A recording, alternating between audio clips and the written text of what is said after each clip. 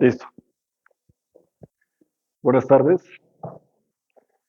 Muchas gracias por venir a todos ustedes. Eh, Les presento dos amigos. Ellos amablemente quisieron participar en esta charla, sobre todo porque Carlos tiene un pensamiento lineal de la neurología. Entonces, muchas de las cosas que yo voy a decir acá, pues van a ser esos links, porque no, desde mi perspectiva como médico, la idea no es decir como por acá están las ciencias sistémicas y por allá están los lineales y no hay puntos de conciliación, sino todo lo contrario. Las sistémicas son múltiples linealidades sincrónicas y armónicas que se relacionan para cumplir funciones. Cuando tú ves la linealidad, existe. Cuando la dejas de ver, desaparece. Y eso es demasiado impresionante porque no es que no existan las linealidades en terapia neural. No es que tú a los pacientes que les administres cierto protocolo de tratamiento a todos los que les duele la cabeza, le hagas trigémino, no significa que la gran mayoría no resuelvan. Muchos van a resolver. O sea, la linealidad existe, pero deja de existir cuando la dejas de ver y aparecen otros focos dominantes o otras formas de entendimiento. Nosotros nos enfrentamos a esto y ustedes se enfrentaron junto conmigo a la traducción de artículos en otro idioma, en otra forma de procesar la vida, y eso es un ejercicio supremamente importante para que no se limiten, porque hay dos formas de actitud frente a la vida. Una actitud de no puedo, me desborda, o sea, ya hasta aquí llego yo, o qué puedo llegar a hacer con lo que tengo. Con el poquito conocimiento que tengo de las ciencias, de las neurociencias y con el poquito conocimiento que tengo de ruso, avanzo y venzo esa limitación que ha existido desde antes de la Guerra Fría. Los rusos siempre han sido los rusos y seguirán siendo los rusos, pero uno encuentra una amplia información acerca de muchos de los desarrollos que ellos están haciendo. Entonces hay una gran muralla que le llaman la cortina de hierro y a eso es lo que nos enfrentamos desde el entendimiento de la terapia neural como medicina sistémica, eh, para poder ejecutar esto. No, no les voy a hacer las diapositivas, hoy no van a tener que exponer nada. No. Entonces, para que... Ah, bueno, falta aceitico. Por favor, pasa a la dosis personal. Necesito que pongan mucha atención, ya después voy a poner otro ejercicio, porque si no, va a ser muy complejo pensando en qué voy a decir. Entiendo, entiendo. Este tema es súper...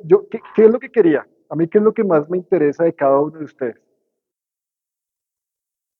Que aprendan. Que lo poquito que yo sé, lo poquito que he podido aprender, les sirva algo para la vida, para que hagan la terapia neural con excelencia, más que castigarlos y flagelarlos con un montón de letras incomprensibles. Ese no es el objetivo. El objetivo es que entiendan. Este tema es supremamente complejo. Cuando yo lo vi en ustedes sentados ahí, no lo entendí. Entonces yo dije, ¿cómo puedo hacer para que sea mucho más digerible? Que venga a ver qué me invento. Y eso es lo que me inventé. Entonces lo primero que hice fue romper la cabeza con un montón de información muy densa para después intentar simplificarla y posteriormente llevarlos a ese nivel. Bueno, este hombre un genio.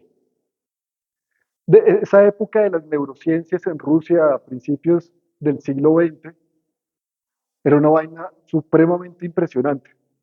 Eso lo hemos discutido varias veces con la profesora Laura y me imagino que ustedes también pensarán, imagínense que uno tuviera todo resuelto, la alimentación, el trabajo, y se pudiera dedicar exclusivamente a la ciencia.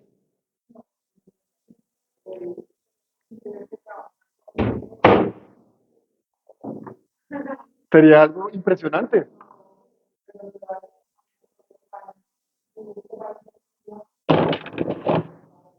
Cambio acá, pues se tiene la sazón de sobrevivir, ¿no? Tengo que ver cómo hago para conseguir, para pagarle el colegio a mi hijo y además de eso aprender.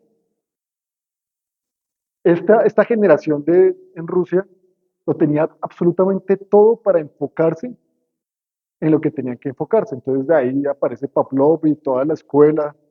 de ellos, y dentro de él aparece este personaje que la verdad yo me identifico muchísimo con él, porque dentro del materialismo dialéctico que nace con toda esa corriente, este hombre vuelve nuevamente al idealismo y a darle valor a Dios dentro de la ciencia.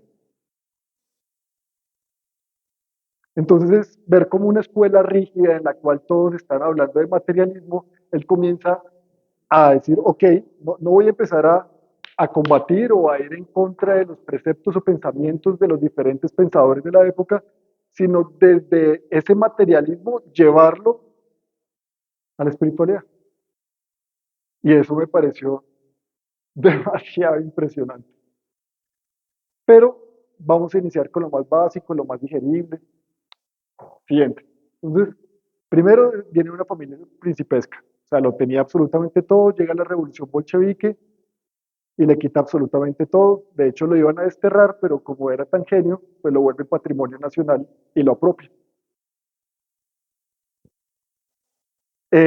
Inicia estudiando teología. Después de teología quería entender cómo pensaban los judíos y los musulmanes. Estudia un año en el departamento oriental de judíos y musulmanes y de ahí hace un salto a físicas y matemáticas. Y en físicas y matemáticas sobresale impresionantemente y se enamora de Vedensky, de la Escuela de Fisiología de la Universidad de San Petersburgo. Queda anonadado. Y ahí dice, quiero meterme con esto. Y sobre todo, ya vamos a profundizar un poquito más adelante en eso, es cómo esos reflejos motores corticales tienen efectos de las reacciones centrales adversas. Siguiente. Bueno, acá está la Universidad de Leningrado, antes San Petersburgo, después Leningrado, creo que otra vez también se llama San Petersburgo. La escuela de Sechenov, Vedensky, Uptomsky, que se puede considerar como una escuela de neurofisiología única. Y a partir de ese conocimiento es que nosotros nos deleitamos y empezamos a crear este nuevo paradigma o este nuevo conocimiento. Cuando estaba yo en la maestría, me preguntaba, oiga, es que estos genios llegaron y nadie más los escucharon, llegaron hasta el 40, 50, y ahí todo el mundo se quedó dormido y nadie más escuchó. Ustedes se dieron cuenta que no, hay artículos del 2000 de rusos hablando de estos temas.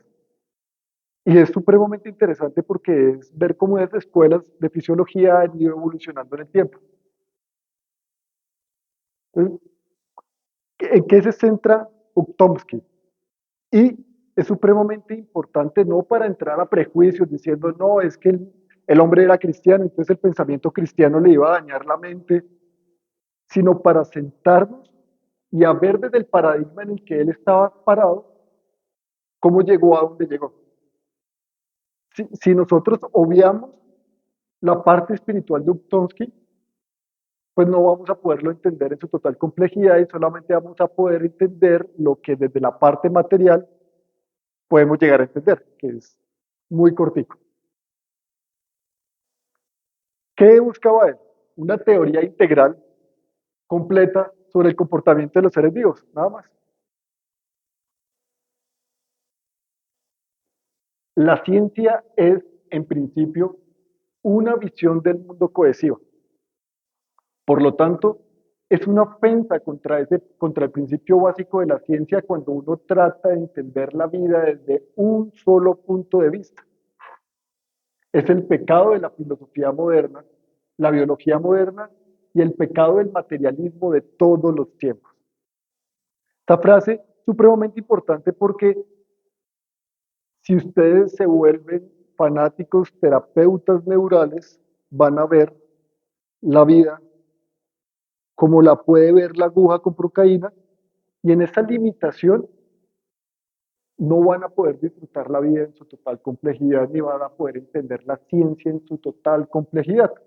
Nuestro enfoque principalmente es desde el punto de vista de las neurociencias, pero no exclusivamente. Y es las neurociencias en el marco de un sistema biológico y ese sistema biológico está dentro de varios sistemas adentro y varios sistemas afuera. O sea, este sistema nervioso con otros sistemas nerviosos formamos una sociedad. Y yo no puedo estudiar aisladamente el sistema nervioso sin aislar el comportamiento social del sistema nervioso de la integridad del ser humano. Mm.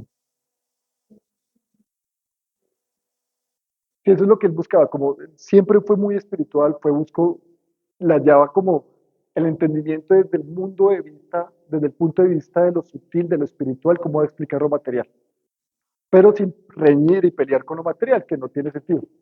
A lo siguiente. Bueno, leyes de naturaleza, eso es supremamente complejo, porque el concepto de leyes de naturaleza es que son constantes e inmutables,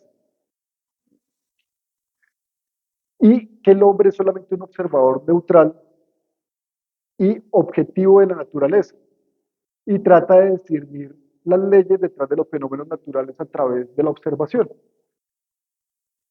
Poder hablar de las leyes naturales es supremamente complejo porque entonces hay como hablar de linealidades, es que las cosas son por esta línea y se nos olvida la complejidad. Entonces, por ejemplo, dentro del punto de vista de la frecuencia cardíaca, las leyes naturales dicen que un sistema biológico se mantiene entre 50, 60 y 270 vivo. Ya por debajo de 40, 50, de 30, pues ya es menos probable hasta que llega un punto en que eso falla. Entonces, sí hay leyes, sí hay formas, sí hay vías, pero esas vías encuentran su forma de vivir. O sea, no están totalmente cerradas. La vida siempre encuentra una forma de ser a pesar de no poder ser. Dentro de la escuela de rusa de fisiología, entonces hablaba que la objetividad era absoluta, que el entorno era absoluto y que era independiente del tiempo, que lo externo estaba totalmente separado del interno, del observador, y que el proceso de creación científica era absolutamente científico y objetivo. Eh, eso es, pues, desde el entendimiento que nosotros tenemos ahorita de la relatividad y de cómo funcionan los sistemas complejos, pues sabemos que esto no es así. Esta palabra me encanta. Ah, ¿te pasaste? ¿Qué pasó? ¿Cómo hacemos para que no se... Eso. Conocer solo lo que se ama. Viene el paciente con un montón de retos, pensamientos, y el abordaje al paciente tenemos que entrar en sintonía con él, y para poder entrar en esa sintonía se tiene que mediar el amor. Si hay otro concepto, otra intención en esa mediación, no se va a poder llegar a esa resonancia y a esa sincronización para poder entender al paciente. Y la realidad pues, es un entorno dinámico, todo cambia, todo se mueve, la estática de la postura, no es que yo me quede totalmente estático, es que hay un montón de movimientos en el sistema biológico. El tiempo es irreversible, eso por ejemplo es una ley universal hasta el momento y creo que se va a mantener así, cómo devolvernos en el tiempo o cómo adelantarnos en el tiempo, solamente podemos vivir en este segundo y el ser humano está inscrito en un proceso histórico. Entonces, no solamente somos observadores, sino participantes de la existencia. Yo creo que si podemos resumir todo el trabajo de Chomsky, lo podemos resumir acá. Siguiente. Bueno, entonces, ¿cómo se hace para llegar a esos niveles superiores de conciencia?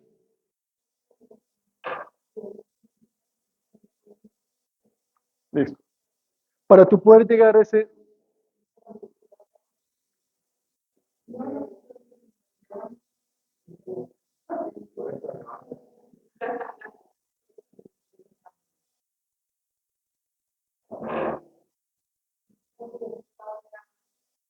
yo creo.